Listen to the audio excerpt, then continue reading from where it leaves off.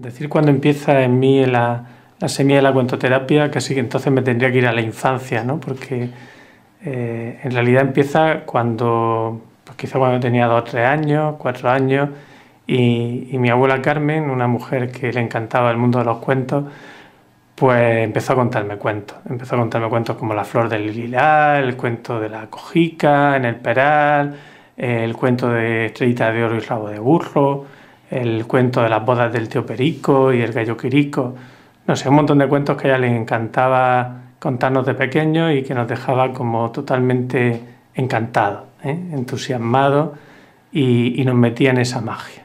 Entonces, bueno, pues ese sería el principio, porque si uno no lo ha vivido dentro de sí, si uno no lo ha sentido, es muy difícil que luego crea que eso sirve para algo, ¿no?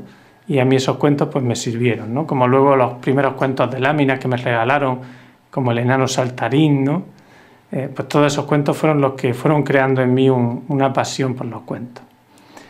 Luego cuando empecé a trabajar de psicólogo, sobre todo de psicopedagogo en las escuelas, pues empecé a notar que con los críos también era una buena herramienta, ¿no? A veces solamente para empatizar, solamente para crear lo que en psicología llamamos un buen rapport, o sea, una buena comunicación. Entonces a veces pues cuando un niño estaba ahí, una niña que no te conocía de nada, pues tú empezabas contándole un cuento. Era como una especie de romper fuego, de que fuera más fácil el acercamiento, ¿no?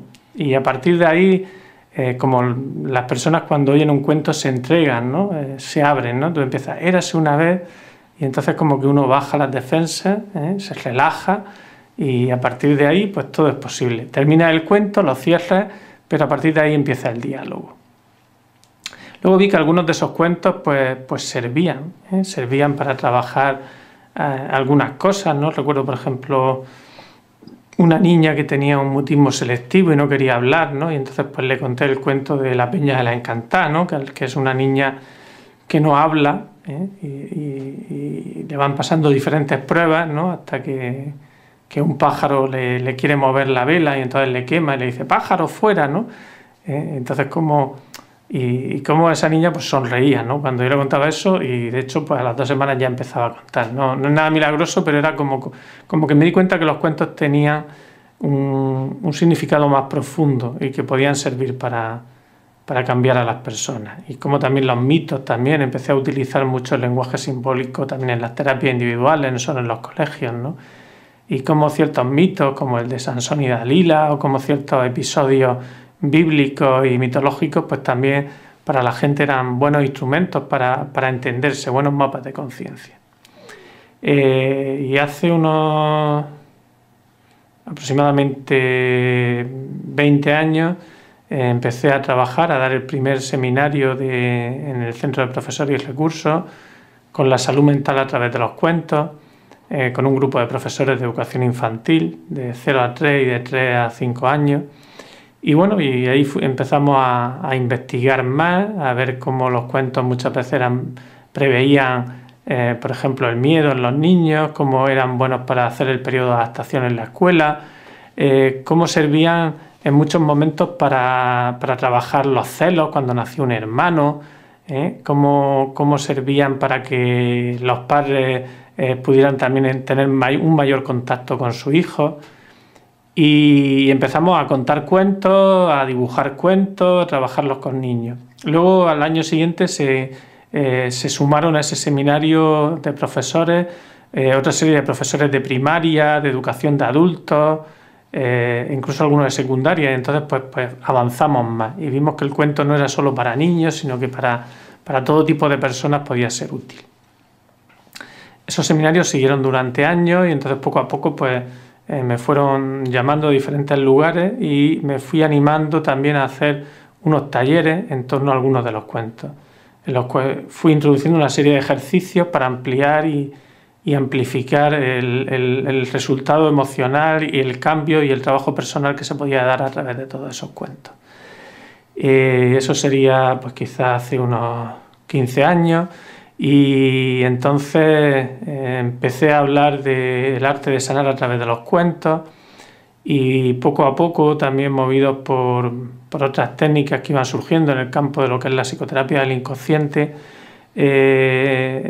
cómo era la psicomagia, cómo era el psicotarot, cómo era el tema de todo el trabajo de constelaciones familiares, pues todo el trabajo del renacimiento.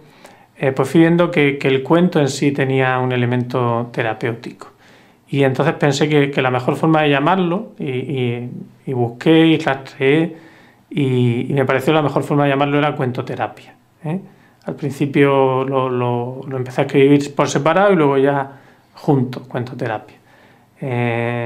Bueno, como no hay ninguna entrada anterior a las mías que hable de cuentoterapia en ningún sitio, entiendo que de alguna forma fui la persona que lo acuñé. Esto siempre es muy difícil, ¿no? Porque es como decir, ponerle puerta al campo es muy difícil y demostrar que un término lo acuña uno es difícil cuando es un término que luego se hace tan cotidiano, parece tan de lógica, tan de cajón, que parece que todo el mundo lo ha utilizado siempre, ¿no? Pero yo siempre podría decir que los primeros folletos que yo edito con esos términos, los primeros talleres que yo doy, pues es la primera vez que aparece eso por escrito, ¿no? Sino pues que alguien me los traiga o me traiga un estudio anterior a eso y entonces lo podremos contrastar. Mientras no se pueda contrastar, esas son las primeras entradas, primeras entradas que hay incluso en internet y en los artículos. Van apareciendo, voy dando una serie también de conferencias en diferentes congresos de tirada nacional, como es un Congreso Nacional de Trabajo Social, como son diferentes congresos también, jornadas educativas y psicopedagógicas. Y yo creo que a partir de ahí pues es fácil que se va popularizando de alguna forma ese término que acuñé en aquella época. Y que yo creo que además que es bueno, el más revelador.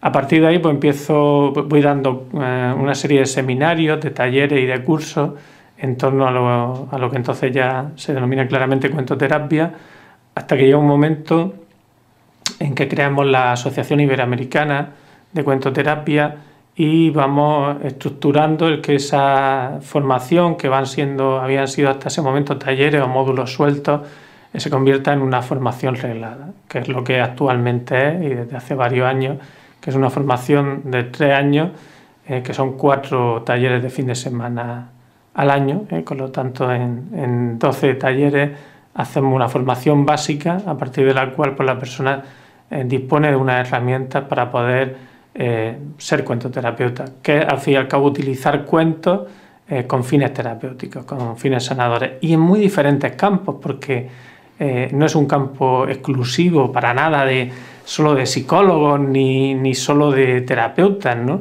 Es un campo en que afortunadamente ya tengo alumnos desde hace muchos años que trabajan, por ejemplo, lo he dicho, en el campo del trabajo social, en el campo de los educadores sociales, en el campo de la marginación, en el campo de la drogodependencia. Hay varias asociaciones, de hecho también en una de las jornadas internacionales de asociaciones que trabajan con toxicomanía y drogodependencias también presenté toda una ponencia sobre el trabajo de cuentos que trabajan lo que es el trabajo con las toxicomanías, con las cosas que nos hacen dependientes y cómo hay cuentos de tradición centenaria en torno a eso, porque siempre ha habido dependencia.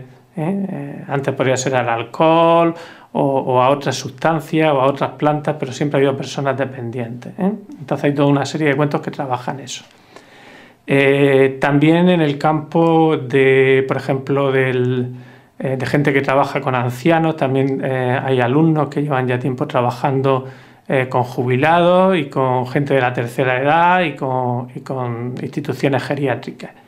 No solo en el trabajo de memoria y de todos los cuentos que hay, sino en todo el trabajo de crecimiento personal, de hacer que las personas mayores son una buena savia